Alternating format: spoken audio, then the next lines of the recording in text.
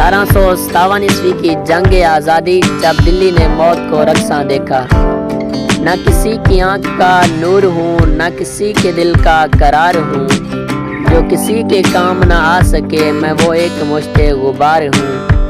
आज के दौर में एक आम आदमी के ख्वाब व ख्याल में भी ये बात नहीं आ सकती कि इन अशार के खालिक आखिरी मुग़ल बादशाह बहादुर शाह ज़फ़र ने 1857 ईस्वी में अंग्रेज़ों के खिलाफ लड़ी जाने वाली आज़ादी की पहली जंग में हिंदुस्तानियों की क़यादत की होगी।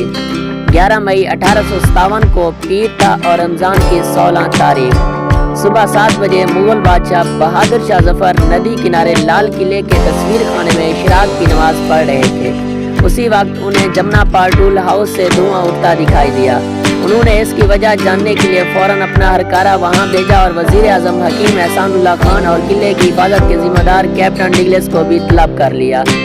हरकारे ने आकर बताया कि अंग्रेजी फौज की वर्दी में मलबूस कुछ हिंदुस्तानी सवारों ने बरहाना तलवारों के साथ दरियाए जमुना का पुल अबूर किया था और उन्होंने दरिया के मशरकी किनारे पर वाक़ टूल हाउस को लूटने के बाद आग लगा दी थी। ये सुनकर बादशाह ने शहर और किले के तमाम दरवाजे बंद करने का हुक्म दे दिया। शाम 4 बजे इन बागियों के रहनुमा ने बादशाह को पैगाम भिजवाया कि वो उनसे मिलना चाहते हैं। ये बागी दीवाने खास के इहाते में जमा हो गए और अपनी बंदूकों और पिस्तौलों से हवाई फायरिंग करने लगे। बागी बादशाह की आशेरबाद के ख्वाहिशमंद थे।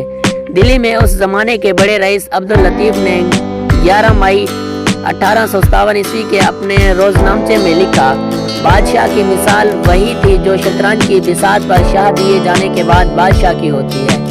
बहुत देर चुप रहने के बाद बहादुर शाह ज़फ़र ने कहा कि मेरे जैसे बुजुर्ग आदमी की इतनी बेइज्जती क्यों की जा रही है? इस शोर की वजह क्या? हमारी जिंदगी का सूरज पहले ही अपनी शाम तक पहुंच चुका है। ये हमारी जिंदगी के आखिरी दिन है। इस वक्त हम सिर्फ तन्हाई चाहते हैं।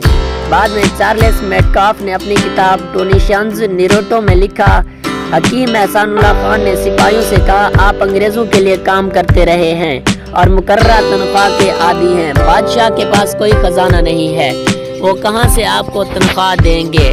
सिपाहियों ने जवाब दिया कि हम सारे मुल्क का पैसा आपके खजाने में ले आएंगे।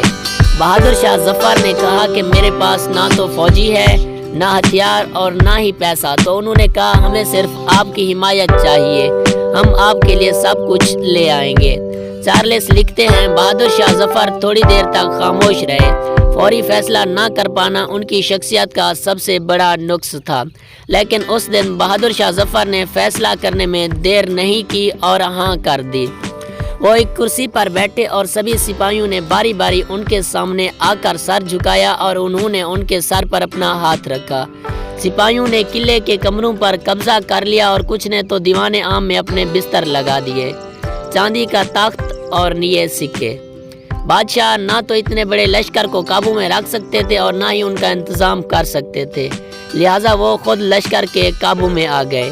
अगले दिन बादशाह ने अपना शाही लिबास ज़ेब तन किया, चांदी के तख्त पर रौनक अफरोज हुए।